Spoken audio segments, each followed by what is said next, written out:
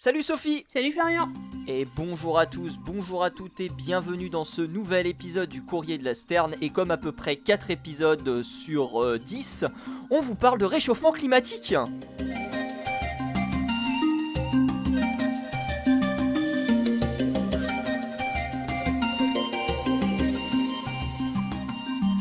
Comment ça va Sophie?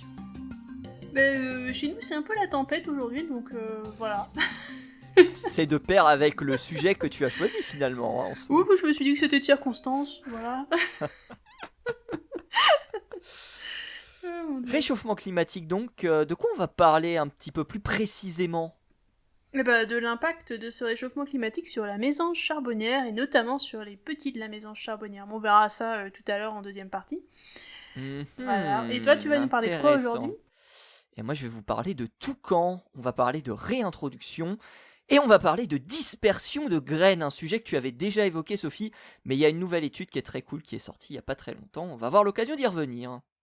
Mais tout cela, eh bien, ce sera après notre rétro piou-piou. Sophie, qu'est-ce que tu as découvert, toi, lors de ces 7 derniers jours dans le monde fabuleux des oiseaux? Alors on va partir tout d'abord en Australie avec le cacatoès noir. Est-ce que tu connais le cacatoès noir? Ah bah évidemment, le joueur de batterie, évidemment. C'est quand même incroyable celui-là. Donc le cacatoès incroyable. noir, donc comme son nom l'indique, il est noir, il a une jolie huppe d'ailleurs, c'est très mignon, et il a la face rouge, du moins chez les mâles en tous les cas. Et du coup, le cacatoès noir, malheureusement, c'est une espèce en voie de disparition, comme beaucoup de nos jours. Dès qu'on a un oiseau un peu intéressant, de toute façon, vous pouvez être sûr qu'elle est en voie de disparition. Et donc, le cacatoès noir, malheureusement, depuis les récents cyclones et surtout les feux de forêt qu'on a eu en Australie, on s'en souvient, eh ben, il trouve de moins en moins d'endroits où nicher. Parce que lui, il niche dans les vieux arbres, des arbres un peu à moitié morts, plus ou moins, où il peut trouver des cavités dans lesquelles il va faire son nid. Sauf que depuis il y en a de moins en moins, et donc ce que les ornithologues amateurs du coin ont fait, c'est qu'ils ont mis en place des nichoirs qu'ils ont fabriqués eux-mêmes, donc c'est des nids artificiels en quelque sorte, même si c'est fait d'ailleurs de vieux rondins de bois qu'ils ont eux-mêmes évidés, mais enfin ça s'appelle quand même des nids artificiels. Et du coup, on a eu cette année la première reproduction avérée de cacatoès noir dans un nid artificiel qui va être installé donc, dans un arbre. Ce qui est quand même vachement incroyable. Bien. Ce qui, du coup, augure... c'est plutôt de bon augure, on va dire, pour la survie de l'espèce, parce que si jamais ils se mettent à utiliser effectivement des nichoirs artificiels, ça veut dire qu'on peut supplémenter la population en zone de nidification, et ça, c'est pas rien. Donc voilà, bravo. Super. Est-ce que... depuis quand ils ont mis en place ces nichoirs? Alors je crois que ça fait seulement 1 an, parce que la reproduction donc a eu lieu, ou un peu plus, la reproduction a eu lieu en 2025, il me semble. Pas mal. Alors Sophie, moi je vais aller dans la section faits divers, et aujourd'hui on va parler d'un cas particulier, puisqu'on va parler de photographes. Et oui, en juin 2025, c'est la LPO Bourgogne-Franche-Comté qui avait porté plainte contre un photographe animalier auprès de l'Office français de la biodiversité pour mise en danger de la vie animale, en l'occurrence ici de rapaces, et plus précisément de rapaces nocturnes. Je vais expliquer pourquoi d'ici quelques instants. Eh bien, fin février dernier, la personne a écopé de 100 € d'amende, et surtout la LPO a cessé toute communication avec le contrevenant. Alors qu'est-ce qui s'est passé? Eh bien la personne a utilisé ce qu'on appelle la repasse. Donc on utilise le cri d'un oiseau pour justement éveiller quelque part sa curiosité, sauf que chez les rapaces nocturnes, et ici en l'occurrence la chevêche d'Athéna, eh bien ça peut être très problématique parce que eh bien ça peut déclencher un comportement de surexcitation, et un oiseau peut même aller jusqu'à tuer sa ou son partenaire potentiel. Et donc, eh bien, cela peut être extrêmement problématique pour l'espèce. Donc on ne parle pas assez souvent, peut-être Sophie, de photographie dans le courrier de la Sterne, mais il y a quand même des règles à respecter lorsque on photographie des oiseaux, bien sûr. Bien sûr, mais c'est bien de le rappeler, parce que comme d'habitude, c'est toujours bien, les safaris photos c'est quand même fantastique, on est d'accord, et c'est vachement mieux que de tirer sur des oiseaux pour les empailler après, je suis tout à fait d'accord avec ça, mais il y a toujours, comme tu dis, des règles à respecter, et bon voilà, pensez un peu à la vie sauvage. Alors, moi de mon côté, on va partir sur un très vieil oiseau, très très vieux, parce qu'on va partir du côté de l'encornis. Alors vous allez me dire, l'encornis c'est pas exactement un oiseau, c'est vrai, c'est un cousin. en quelque sorte. Et on va parler des fossiles d'Anchiornis qui, comme vous le savez, sont extrêmement bien conservés parce qu'on parle de la Chine, là, donc les fameux fossiles où on voit les détails des plumes, hein, c'est superbe.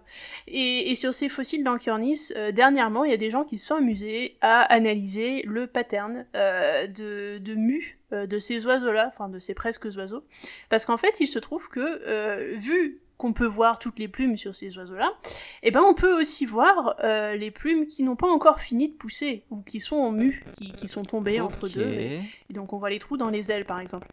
Et alors c'est là c'est un peu fantastique, parce que ils se sont dit tiens, et si on comparait ça à nos oiseaux actuels, aux oiseaux qui volent effectivement, pour voir si l'Anchiornis, il avait possibilité de voler ou pas, parce que vous n'êtes pas sans savoir. Donc Anchiornis, on est à peu près à quelle époque Anchiornis ? Alors, Anchiornis, on est à peu près à 160 millions d'années, en gros. Voilà. Jurassique supérieur, en gros, ça vous donne une idée.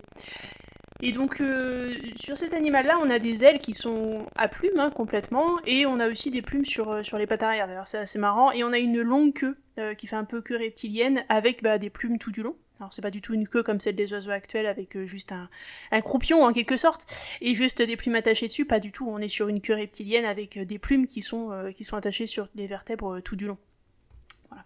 Donc c'est un peu différent, du coup la question c'était est-ce qu'ils volent ou pas, alors on avait plus ou moins conclu que c'était pas exactement le cas, mais bon, comme on n'a pas forcément de preuves vraiment nettes, c'est toujours bien de les accumuler. Alors là, en l'occurrence, si vous avez un peu l'habitude des oiseaux, vous savez que notamment les oiseaux qui volent, hein, on parle pas des autruches par exemple, mais les oiseaux qui volent, eux, ont un pattern de mue qui est très spécifique, parce qu'ils ne peuvent pas perdre toutes leurs plumes de vol en même temps, tout simplement parce que sinon ils peuvent plus voler. Et donc quand un oiseau ne vole plus, c'est un gros risque pour lui quand même.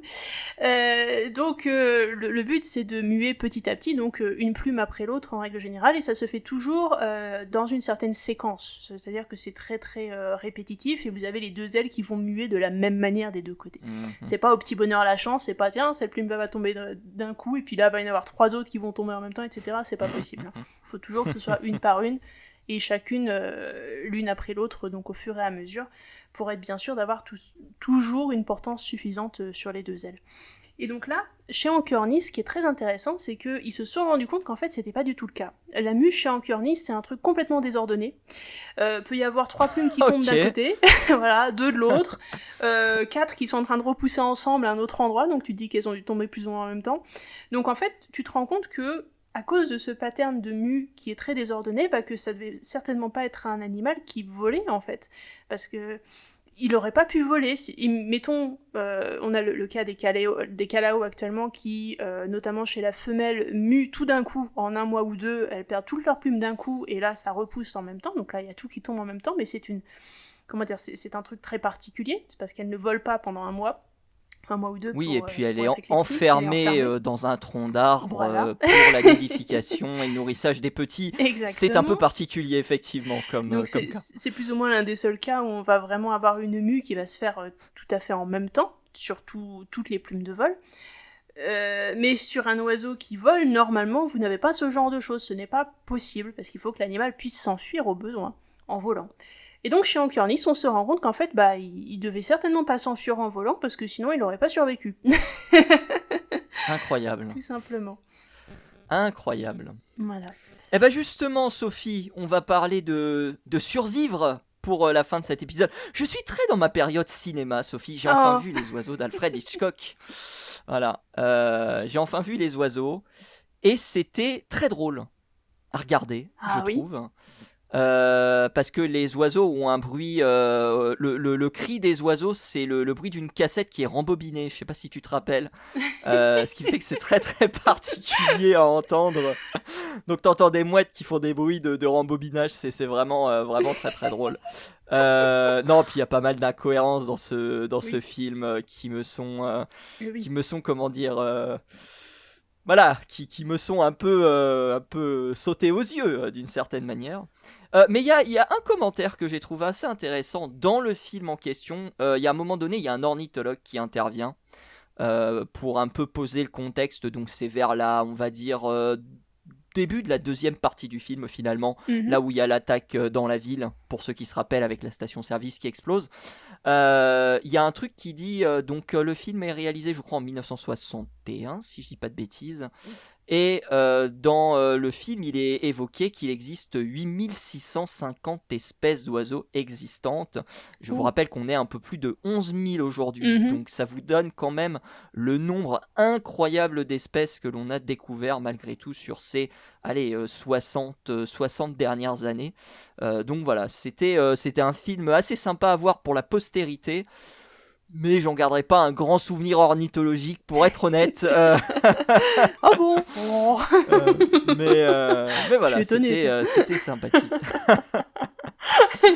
Ça faisait longtemps que tu l'as vu il y a longtemps, Sophie ? Ah oui, ça fait un moment, oui. Puis en plus, il est pas jeune, le film, de toute façon, mais moi non plus. Non, mais bon. Mais voilà, c'est un classique. Apparemment, il y a encore des. Alors, apparemment, j'ai appris, et je salue des copains d'un Discord, qu'il existe. Je le connaissais de nom, mais apparemment, il faut que je le voie. C'est un film absolument horrible qui s'appelle Birdemic. Je sais pas si tu as eu l'occasion d'entendre ce sujet. Et apparemment, c'est un film absolument horrible.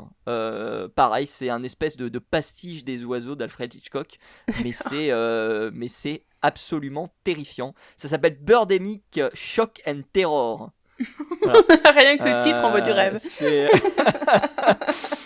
J'ai très envie de voir ce film. Voilà, j'ai très envie de voir ce film avec de magnifiques PNG de vautours et d'aigles sur les images. Ça vend du rêve. Vraiment, ça me vend du rêve. Ah, je vois les images bien détourées là. Ça donne, dans mon esprit, ça donne envie là déjà. Bref, voilà un petit peu pour la parenthèse cinéma. Voilà, elle va pas être récurrente non plus, hein, rassurez-vous, mais il fallait que je voie les oiseaux avant la fin de sa disponibilité sur Arte. Voilà qui est fait. Je peux désormais, peut-être pas mourir tranquille, mais au moins apaisé vis-à-vis de ce film. Bon, très bien. Voilà. Sophie, je te propose de partir dans cette toute première partie de l'émission au Brésil. On va parler du toucan Ariel. C'est tout de suite.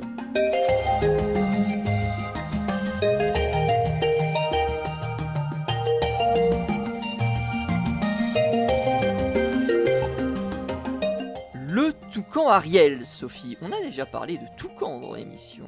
Mais alors, le toucan Ariel, c'est celui qui chante la petite sirène ou bien... Non ? Je sais plus.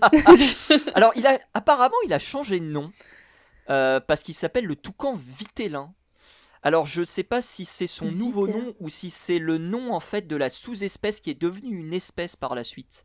J'ai pas pu vérifier cette information pour la simple et bonne raison que je n'ai plus d'abonnement à Birds of the World.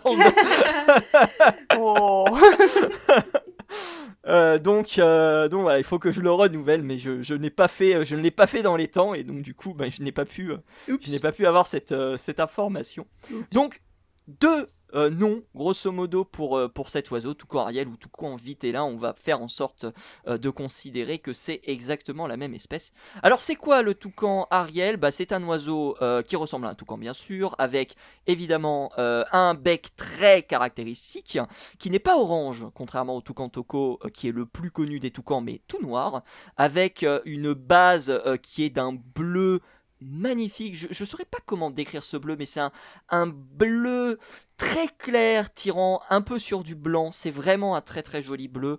D'ailleurs, ce bleu est aussi présent autour de l'œil. Et puis on a aussi un poitrail qui est orangé, tirant vers le rouge. Sinon, le plumage est tout noir, à l'exception du croupion qui, lui, possède quelques petites variations de rouge. Voilà donc pour le toucan Ariel. C'est un oiseau qui est très très présent dans la partie nord de l'Amérique du Sud. On va le trouver du Venezuela au Brésil, quasiment jusqu'au sud du Brésil. C'est un oiseau en revanche qu'on ne trouve pas par exemple en Uruguay, en Argentine, donc vraiment cantonné au nord du Brésil. Et c'est un oiseau qui a été réintroduit en 1970 dans le parc de Tijuca. On est à Rio de Janeiro, on est dans la plus grande forêt urbaine au monde. Alors là, le parc de Tijuca, ça vous dit absolument rien bien sûr.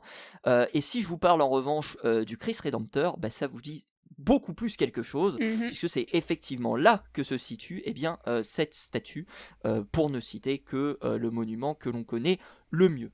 Donc c'est le primatologue Adelmar Coimbra Filho qui a relâché 46 individus donc en 1970. L'oiseau avait disparu de cet environnement et l'objectif c'était de restaurer évidemment la faune de la forêt. La faune mais aussi la flore, parce que on en a parlé Sophie, le toucan est un disperseur de graines très efficace, même s'il est dans mes souvenirs un peu feignant. Si je me rappelle bien ce que tu avais dit à son égard, et c'est pour ça que je vais essayer de le réhabiliter quelque part ce soir. Oh, tout de suite. Genre, j'ai été médisante. Non, mais voyons. Non, mais je pense que personne ne croit à ça, voyons. Après, si le toucan est effectivement feignant, voilà, il mérite d'une certaine manière. En même temps, si les toucans s'étaient effectivement plaints de la chose, je pense qu'on l'aurait senti dans les commentaires, non On ne sait pas, ça se trouve, on a été insulté par des toucans. Bref, tout ça pour dire que des chercheurs ont étudié cette population de toucans qui avait été relâchée, et ils sont partis d'une feuille blanche, parce que personne n'avait réalisé d'observations, d'études sur cette population de toucans Ariel. Très généralement, Sophie, on a des articles sur lesquels on dit tiens, ils ont pris une population, ils l'ont relâchée, et puis ils ont suivi la population pendant 30, 40, 50 ans. Et ici, c'est pas le cas. Donc, Flavia Zagouri et son équipe sont partis d'une feuille blanche pour essayer de comprendre un petit peu comment le toucan avait justement récupéré son rôle de disperseur de graines efficace. Et là, Sophie, ils ont mis en place, ces chercheurs, une philosophie qui s'appelle le crédit d'interaction. Okay. Alors grosso modo, c'est le nombre d'interactions pouvant être restaurées après la réintroduction. Donc ça, c'est ce qu'on appelle le crédit d'interaction. Et le crédit d'interaction, il est en réalité le produit du contraste entre les interactions attendues, basées sur une revue de la littérature, et je vais y revenir d'ici quelques instants, et les interactions observées sur le terrain. Et donc, du coup, les chercheurs sont allés sur le terrain pour voir un petit peu comment les oiseaux s'occupaient justement de disperser les graines, quelles graines ils dispersaient et quelle efficacité ils avaient. Donc, tout d'abord, les chercheurs ont répertorié chaque espèce végétale et ils l'ont comparée à une liste de 101 espèces végétales indigènes avec lesquelles l'oiseau interagissait historiquement. Je vous ai dit précédemment que l'oiseau avait disparu du parc national de Tijuca. Donc ce qui s'est passé, c'est que les chercheurs sont allés dans les archives et ont vu avec quelles plantes ces oiseaux-là interagissaient. Et puis, par la suite, ils ont suivi pendant plus d'1 an les oiseaux. Alors, généralement, on vous parle de suivi avec intelligence artificielle, avec des drones, avec des trucs. Là, ils ont juste fait de la marche. 20 km par jour à travers la forêt. Ah oui. Et ils ont observé les habitudes alimentaires de l'oiseau en prenant effectivement des notes. Première note intéressante. Les oiseaux interagissaient avec 76% des plantes qui figuraient historiquement à leur menu. Donc soit ce sont des nouvelles plantes, soit ce sont des plantes qui ont disparu, qui ne figurent plus justement dans cette liste, d'où le 76% et non pas le 100%. Mais les chercheurs sont allés encore plus loin, puisqu'ils ont essayé de voir quelle était l'efficacité de l'oiseau en fonction de la taille des graines. On avait dit, Sophie, d'ailleurs, dans l'étude où justement tu disais que le toucan était fainéant, que le toucan était davantage un disperseur de moyennes et de grosses graines. Oui. Et donc, quelque part, on s'attendrait à vérifier cette information ici. Information vérifiée, puisque les petites graines de petite taille, donc de 6 mm d'épaisseur, sont dispersés à 63%. Les tailles moyennes, donc supérieures à 6 mm jusqu'à 12 mm, de 88%, et les plus grandes de 89%. Et on a observé ces toucans se nourrissant de fruits et de graines, de plantes que d'autres animaux ne parviennent pas à ouvrir. Ça, c'est aussi un truc qu'on avait dit dans cette fameuse étude où on disait que les toucans étaient des feignants en puissance, et que justement, eh bien, ces oiseaux avaient des particularités, s'occupaient de graines particulières. Donc là, dans l'étude, ils citent le palmier Jussara et le bicuiba, qui sont deux espèces d'arbres indigènes classés au niveau national comme menacés et qui ont perdu d'ailleurs une grande partie de leur aire de répartition. Et puis, dernière chose à dire, les chercheurs se sont posé la question de savoir s'il y avait un chevauchement alimentaire ou un chevauchement des dispersions de ces graines. Et donc, ils ont notamment étudié deux espèces de mammifères, l'agouti acroprousse qui est un énorme rongeur, et le singe hurleur brun qui est, comme son nom l'indique, un singe bien sûr, et ils ont constaté qu'il n'y avait pas spécialement de chevauchement alimentaire, ce qui signifie que le toucan, il a une place extrêmement importante dans le parc, et que s'il n'y a pas le toucan, il n'y a pas dispersion de certaines graines, s'il n'y a pas dispersion de certaines graines, il n'y a plus de pousses d'arbres, ou du moins de certaines espèces d'arbres, ou de plantes d'ailleurs, et s'il n'y a pas ces pousses-là, on met en péril l'écosystème. Donc voilà un petit peu pour cette étude, il y a encore beaucoup de choses à décrire. Les chercheurs veulent notamment savoir comment les toucans contribuent à la dispersion des différentes espèces végétales, comment ils contribuent au reboisement, est-ce que c'est quelque chose qui se fait de manière logique au niveau géographique par exemple, est-ce que les toucans sont réunis dans une certaine zone pour pouvoir disperser les graines de manière efficace, ou au contraire, est-ce que la dispersion se fait de manière un petit peu plus étendue et aléatoire? Ça, c'est des choses que l'équipe de Zagouri, Flavia Zagouri, veulent justement percer pour le futur. Écoute, c'est super intéressant. Du coup, ça fait suite à l'étude que j'avais réussi à lire sur les toucans il y a déjà un moment. Je sais plus dans quel épisode c'était d'ailleurs. Oh, alors là, je ne sais plus. Puis je crois pas que Toucan était nommé enfin, l'épisode s'appelait pas Toucan fainéant ou un truc comme ça aurait pu, mais je pense que non. Ouais. Mais oui, effectivement, ça rejoint complètement ce qui a été fait. Donc voilà. Oui, mais maintenant, il n'y a plus qu'à voir un petit peu comment. Et surtout, ça montre l'importance de la réintroduction des espèces, et ça montre surtout que la réintroduction de ces espèces n'a pas d'irréversibilité quelque part. C'est pas parce la réintroduction de certaines espèces permet justement de retrouver un espèce de statu quo qu'on n'avait pas connu depuis les années 70. Enfin, depuis la réintroduction de l'oiseau dans les années 70. Mais exactement. Donc c'est un sacré espoir quand même pour tous ces écosystèmes qui ont perdu justement des membres importants de leur réseau. Donc c'est une très bonne étude, merci. C'est agréable de voir quelque chose de positif pour une fois. Ça fait plaisir. Mais positif comme les éclairs qui sont en train de tomber chez mon côté, oui. Voilà, on est sur un potentiel, oui, positif et négatif. Il y a des choses au niveau électricité qui se passent. Là, je t'avoue que je saurais pas trop comment le décrire, mais c'est. Wow. J'espère que ça s'entend pas trop à l'enregistrement, surtout. Tu voulais rajouter quelque chose, Sophie, avant que je fasse ma métaphore météorologique Oui, je voulais savoir s'ils avaient considéré peut-être la réintroduction d'une autre espèce de toucan pour avoir le même effet ou pas du tout. Non, et c'est là qui est pour moi peut-être une des limites de l'étude, non pas forcément au niveau du toucan, mais au niveau de savoir quelle espèce de toucan c'est. On sait que c'est du toucan ariel, mais j'ai dit qu'il y avait une espèce principale et une sous-espèce, et le problème c'est que la sous-espèce et l'espèce principale se côtoient. Et donc j'aurais aimé savoir justement quelles étaient les relations entre les deux espèces, ou en tout cas l'espèce et la sous-espèce, parce que peut-être que ça aurait donné un résultat un petit peu plus nuancé.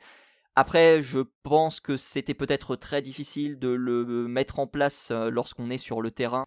Ah oui, c'est vrai que ça aurait été bien de pousser un petit peu. Peut-être que dans la suite de l'étude, ils ont prévu de pousser un peu le détail ou il s'arrête là? Bah, comme je te l'ai dit, leur objectif c'est de savoir si la répartition géographique de la dispersion des graines se fait de manière, on va dire, plus ou moins concentrique ou de manière aléatoire, c'est-à-dire que si les toucans se déplacent dans une zone plutôt restreinte ou si au contraire les toucans se déplacent dans une zone plutôt escarpée en fonction des différents individus. Donc là ça demanderait quelque chose de beaucoup plus poussé au niveau individuel. Et puis il y a aussi la dispersion des espèces végétales et comment les oiseaux construisent le reboisement, combien de temps ça a pris finalement de reboiser et de permettre à certaines espèces végétales de retrouver une partie de leur population finalement dans ce parc national. Mais le gros souci étant qu'ils n'ont quasiment, voire pas du tout, de base de données sur lesquelles s'appuyer, puisque j'ai dit que la première et pour l'instant seule étude qui a été réalisée sur cette population, elle l'a été dans le cadre de cette étude sortie en février dernier. Donc, oui, c'est vrai. Je ne sais pas trop comment ils vont faire. Est-ce qu'ils vont partir de la recherche qu'ils ont fait de cette étude pour ensuite établir un plan à court ou moyen terme de 2, de 5, voire de 10 ans et voir un peu comment évolue justement la dispersion des graines? Je sais pas du tout. J'avoue que je suis très curieux de savoir comment ils vont s'approprier le sujet. Non, mais en tout cas, comme j'ai dit, c'est une étude très intéressante et surtout très optimiste parce que ça fait plaisir. Voilà, on se dit que restaurer les environnements naturels, quand on trouve les bonnes espèces, du moins les espèces adaptées à l'endroit ou au réseau trophique dans lequel on a l'intention de les mettre, bah finalement c'est possible et ça fait plaisir. Voilà. Ça fait plaisir, effectivement. Sophie, un truc qui va moins faire plaisir, parce qu'on va parler de réchauffement climatique, mais peut-être qu'on va en parler en bien. Qui sait, hein? Qui sait? Eh ben, c'est dans la deuxième partie.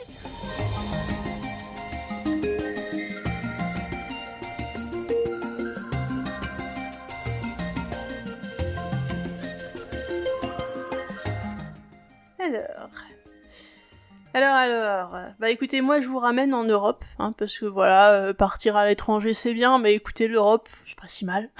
Voilà. C'est moins exotique, c'est vrai. Mais bon, il y a aussi des choses bien qui s'y passent, donc comme cette étude. Il fait beau actuellement, par exemple. Il fait beau. Nous, donc, je sais pas, parce que là on va partir quand même au Royaume-Uni. Alors au Royaume-Uni, généralement c'est un poil plus compliqué, surtout à cette période de l'année. Je considère pas 10 degrés dehors comme étant un beau temps, même s'il fait beau. Mais non. Attention, on va perdre des auditeurs bretons, ça se trouve.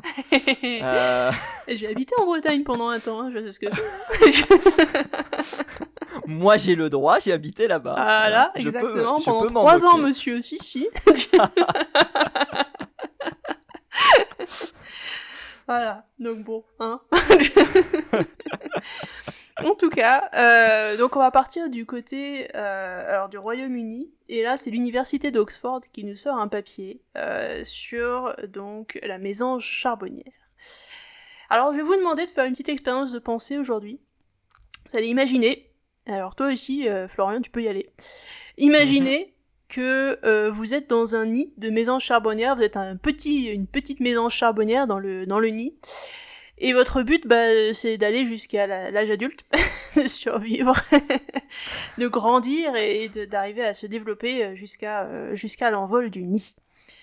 Alors comment ça se passe quand vous êtes un bébé mésange charbonnière et que vous êtes dans le nid? Vous avez besoin de plusieurs trucs. Déjà, la première chose, vous allez avoir besoin de nourriture.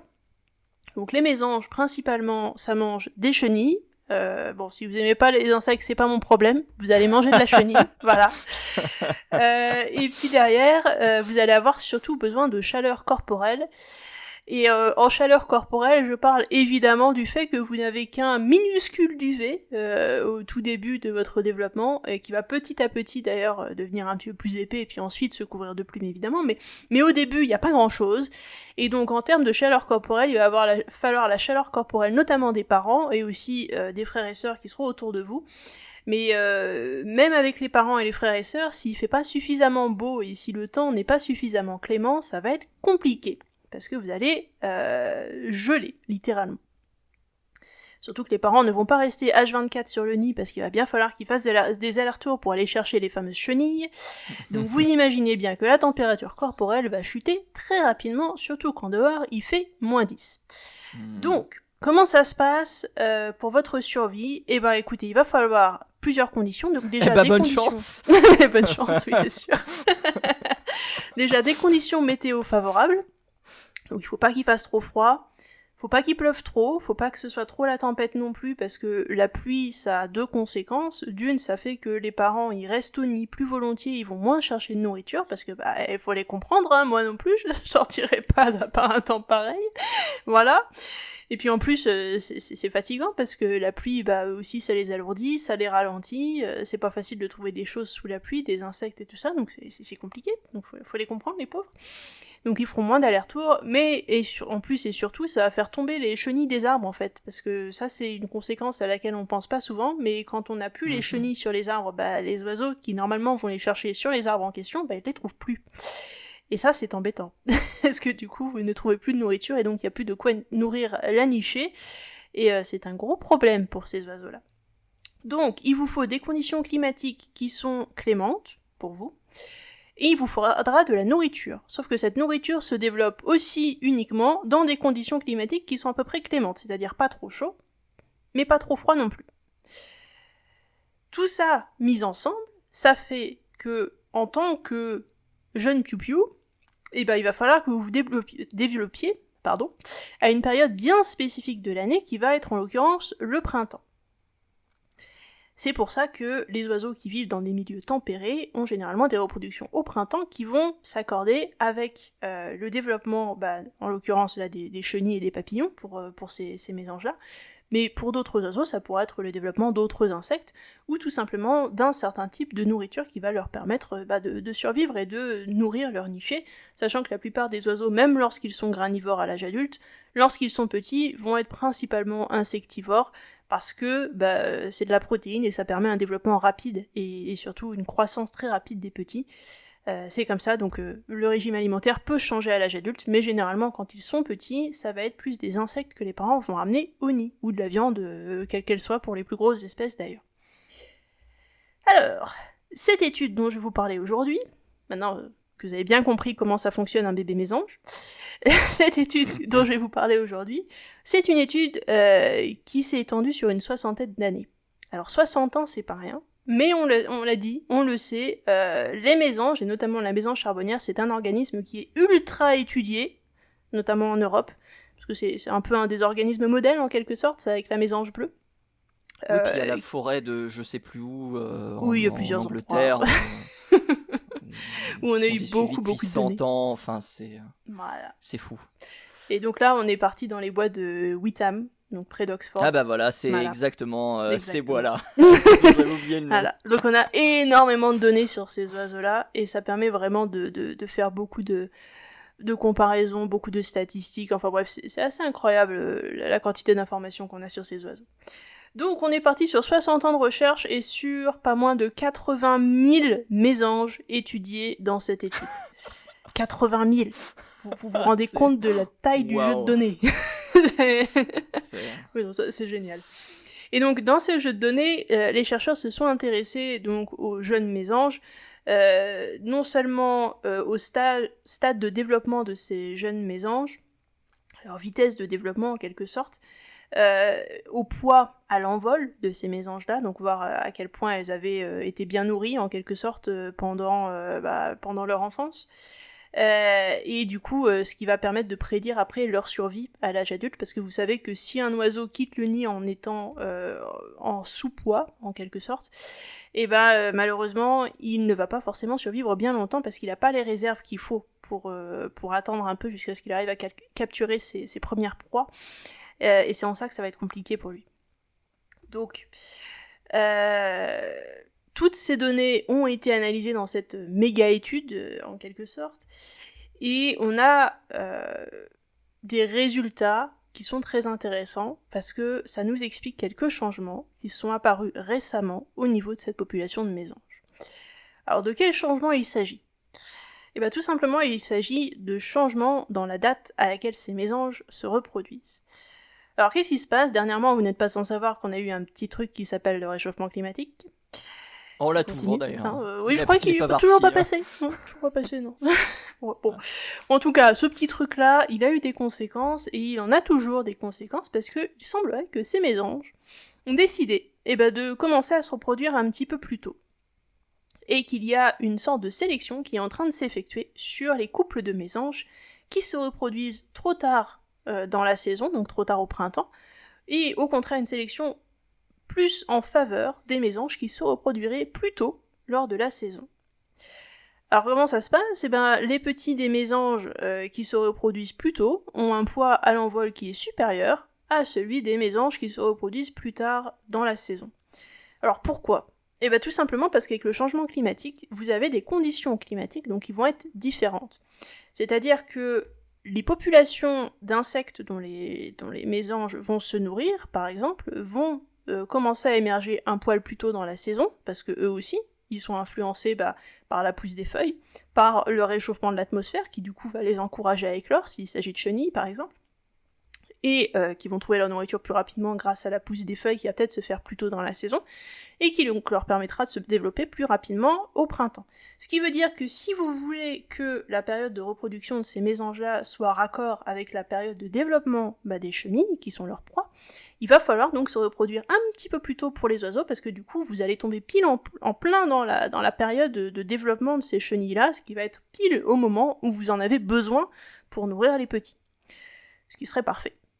Et en l'occurrence, pour ces oiseaux-là, donc ça leur permet de nourrir plus facilement leurs petits, alors que si ils les nourrissaient un petit peu plus tard, s'ils s'étaient reproduits plus tard dans la saison, et que du coup ils attendaient un petit peu, vous auriez moins de chenilles, vu qu'elles ont dépassé plus ou moins leur temps de développement, en quelque sorte, et donc vous auriez moins d'individus faciles à capturer pour nourrir la nichée, donc ça vous donnerait des petits qui seraient certainement moins gras à l'envol, parce qu'ils ont moins de ressources tout simplement. Donc déjà, vous avez cette première conséquence. Ensuite, ce qui se passe, ça va être au niveau des températures et de la survie des petits directement à cause de ces mêmes températures. Qu'est-ce qui se passe ? Tout simplement, vu qu'on a un réchauffement climatique, on a aussi un réchauffement ou des jours plus rapides, en quelque sorte. Le printemps va être là un poil plus rapidement, les fleurs vont sortir un peu plus tôt, vous allez avoir les premières pousses sur les arbres un peu plus tôt, et du coup, vous allez avoir les premières chaleurs un peu plus tôt aussi. Donc ce qui va se passer, c'est que si vous vous reproduisez un petit peu plus tôt, vous allez pouvoir profiter de ce petit réchauffement qui va arriver au début du printemps, et donc ça devrait normalement être suffisant pour que les oiseaux survivent, en tout cas les oisillons survivent, même s'ils n'ont qu'un petit duvet.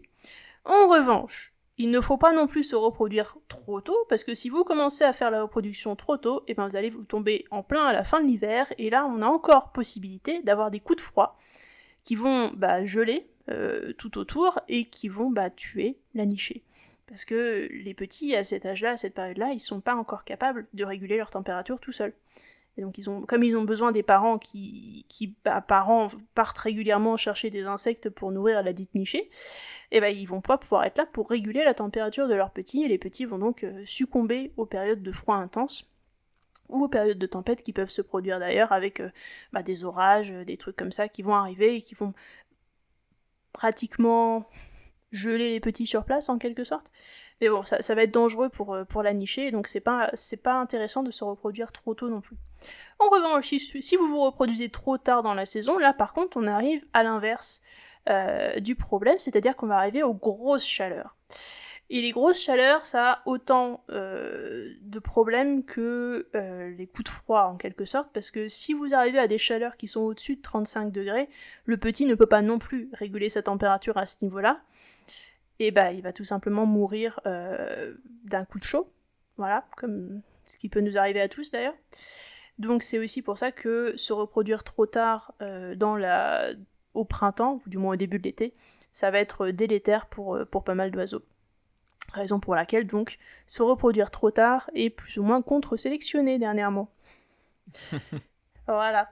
Donc, à cause du réchauffement climatique, on a en fait plus ou moins un changement, et je sais pas, vous l'avez peut-être observé chez vous dans le jardin, d'ailleurs, si vous avez la chance d'en avoir un. On a une sorte de migration, un petit changement, un petit décalage qui se fait petit à petit vers le début du printemps, de plus en plus tôt, pour la reproduction des oiseaux, tout simplement parce que c'est la période qui devient la plus propice à la reproduction en termes de nourriture et en termes de climat. Voilà. Donc c'est des choses qui vont arriver petit à petit. Et ne soyez pas étonnés de voir ça dans le jardin. D'ailleurs, je pense qu'on l'avait constaté il n'y a pas si longtemps en disant que ça avait commencé un peu plus tôt que prévu cette année encore. Oui, bah on a des cerisiers en fleurs déjà, Sophie. Oui. Donc, alors que Hanami, normalement, c'est début avril au Japon. Donc, oui. Donc voilà. Alors c'est très intéressant et ça rejoint une étude que j'avais eu l'occasion de découvrir lors du colloque francophone d'ornithologie de l'année dernière. On était chez la Mésange Bleue qui avait exactement les mêmes conclusions à un détail près. C'est que le réchauffement climatique était bénéfique pour les oiseaux. Évidemment, il y a une température limite. Et cette température limite, c'est plus 2 degrés. Mais justement, entre donc 0 et plus 2 degrés, on observe un taux de survie des oisillons qui est plus important, parce que justement, comme tu le dis, les températures étant beaucoup plus chaudes, et aussi le fait qu'on ait beaucoup moins de périodes de froid, on a beaucoup plus de chances, d'une certaine manière, d'avoir des individus qui parviennent à passer ces 3 semaines au nid avant de sortir et de pouvoir gambader en liberté. Oui. Donc ça rejoint finalement ce que tu dis, ce que cette étude raconte. Voilà, c'est tout ce que j'avais à dire. Non, pas exactement. Ils le disent d'ailleurs dans l'étude aussi qu'effectivement avoir un petit réchauffement c'est pas un gros problème à condition de ne pas atteindre des températures extrêmes. Alors eux ils mettaient que au-dessus de 35 degrés c'était généralement considéré comme particulièrement délétère pour la nicher. Alors je sais pas exactement à combien de pertes ça s'élève au niveau du nombre d'oisillons, mais visiblement c'était dangereux. Donc notamment quand vous êtes dans le sud de la France par exemple et que vous avez une reproduction, sachant vu les grosses chaleurs qu'on a eues ces dernières années dans le sud de la France notamment, si en tant qu'oiseau vous commencez votre reproduction trop tard, il est possible que ce soit dangereux, mais si vous restez au Royaume-Uni, je pense pas que ce soit trop un problème. On revient à la comment dire aux commentaires de ton début de deuxième partie finalement. Exactement. Tout se rejoint. Bon, on espère quand même si vous êtes breton, vous avez apprécié cet épisode du Courrier de la Sterne. Mais on vous aime les bretons, faut le savoir. Bah, en plus, tu as été parmi eux pendant 3 ans, Sophie. Mais il y a des trucs top en Bretagne, franchement. Ah mais je n'en doute pas, pas. Il y a plein d'oiseaux, par exemple. Par exemple, voilà. Et puis ils ont plein d'îles qui sont terribles qu'il faut aller visiter aussi, c'est vachement bien. Avec plein d'oiseaux d'ailleurs. Avec plein d'oiseaux dessus, bah, évidemment. Évidemment. On espère donc que cet épisode vous a plu. N'hésitez pas à le partager évidemment, même si vous êtes breton, ça nous aide énormément à faire connaître l'émission Le Courrier de la Sterne. Comme vous en avez l'habitude, il y a l'intégralité des études et des travaux que nous avons utilisés pour l'épisode en description. Donc si jamais vous voulez davantage d'informations, n'hésitez pas à consulter ces différentes sources-là. Et puis si vous avez des questions, n'hésitez pas sur YouTube, vous pouvez poser vos questions dans la section commentaires qui est faite pour cela. Et puis voilà, si vous avez apprécié l'épisode, n'hésitez pas à en parler autour de vous, parce que ça aussi, ça fait connaître le Courrier de la Sterne. Et d'ici là, on vous donne rendez-vous la semaine prochaine pour un nouvel épisode du Courrier de la Sterne. Salut à tous et salut à toutes. À plus.